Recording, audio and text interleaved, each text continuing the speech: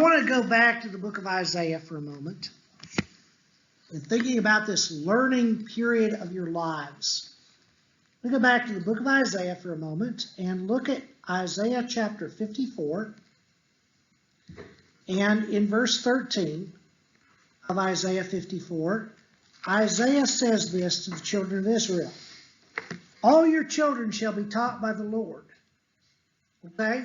That's the goal of every parent, every Christian parent, is that our children will be taught not only by the Lord, but in the Lord. And great shall be the peace of your children. If God teaches you, if God leads you, if God guides you through your lives, you will have peace. Maybe not a physical peace, but an internal peace. A peace within your soul.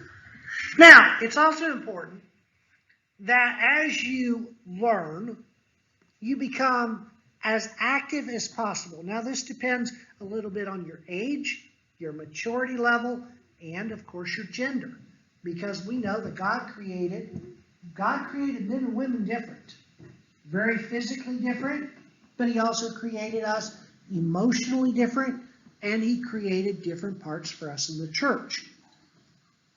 So it's important, Sarah, that as you grow, you learn what you're capable of doing. Okay?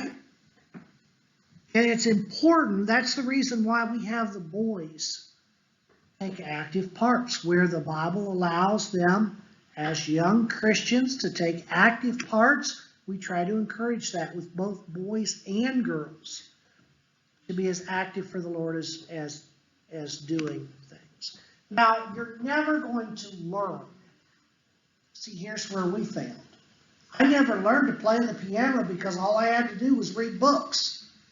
There's no way that we can learn to be a skilled woodworker by reading about it. Doing is part of learning, okay? It's one of the reasons that we try to stretch dentists in different directions. You know, leading prayers, reading from the Bible. These are things in which we learn. And the children learn, the young people learn as well. I never learned so much as when I started teaching my first Bible class. Oh, I'd done sermon class for years. Sermons are easy. You don't have a give and take in sermon. In Bible class, oh no, different story. You have people ask questions. You may not have the answer. You have people who have opinions that may differ from yours. So, one of the things, and this was the biggest thing for me as a young man, was learning to teach Bible class. Because I had to learn to answer questions I might not have thought of. I had to learn to defend my position. If I made a statement, if I said the sky is blue, somebody would go outside and say, I think it's a little gray. And so you have to learn to defend those positions. The Apostle Peter says, be ready always at every time to give an answer of the hope that lies within you, with meekness and fear. But doing is part of learning.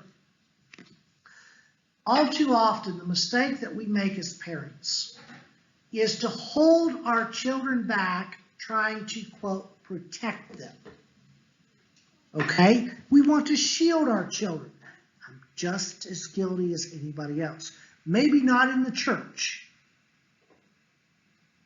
Kate's looking at me like, yeah. I know exactly what you're talking about. Okay?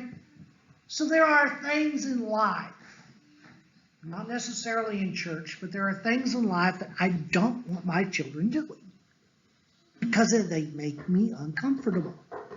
And all too often, parents carry this with them into the church.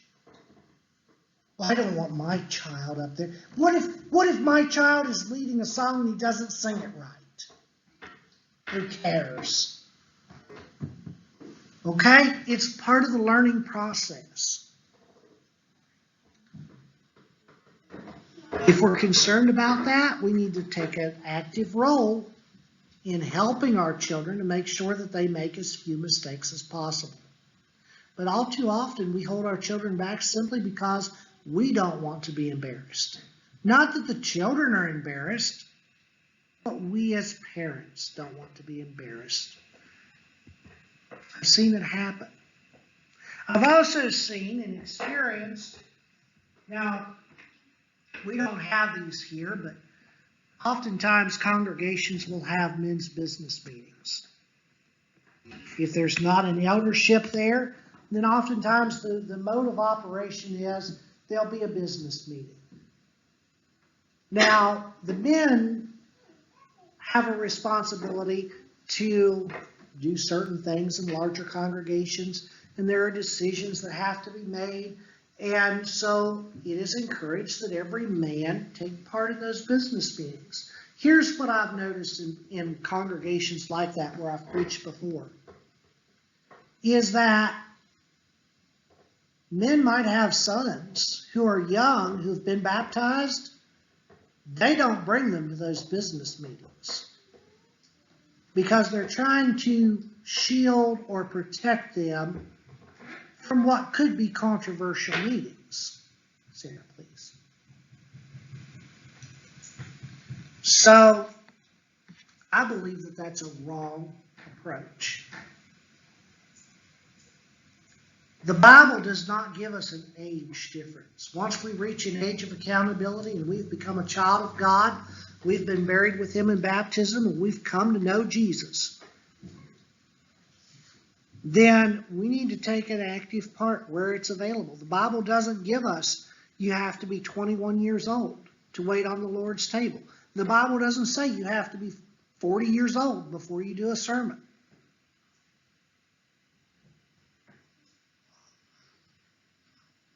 Look with me at what Jesus says in Matthew chapter 18. Jesus places emphasis on children. In my personal view, going back to children in business meetings, my personal observation is when children are present, adults behave more like adults and less like children. And so I think from that perspective, it might be good just to have children in business meetings just because adults might be able to maintain control of their own emotions. Matthew chapter 18 and in verse 1. At that time, the disciples came to Jesus saying, "Who is greatest in the kingdom of heaven?" And calling to him a child, he put him in the midst of them and said, "Truly, I say to you, unless you turn and become like children, you will never enter the kingdom of heaven. Whoever humbles himself like a child is greatest in the kingdom of heaven. Whoever receives one such child in my name receives me. But whoever causes one of these little ones who believe in me to sin, it would be better for him to have a great millstone fastened around his neck and to be drowned in the depths of the sea."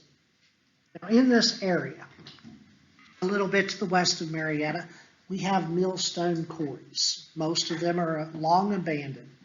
But we used to get giant millstones, 6, 8, 10, 12 feet in diameter, a tiny hole in the middle. And you can imagine the visual that Jesus wants you to see. You cause a little one, a person, maybe not a child, but one who has a child mentality, childlike qualities. Whoever humbles himself like this little child will be great in the kingdom of heaven. But whoever causes one to sin, to fall, should be drowned in the depths of the sea with a giant millstone hung around his neck, weighing him down, no hope into the surface.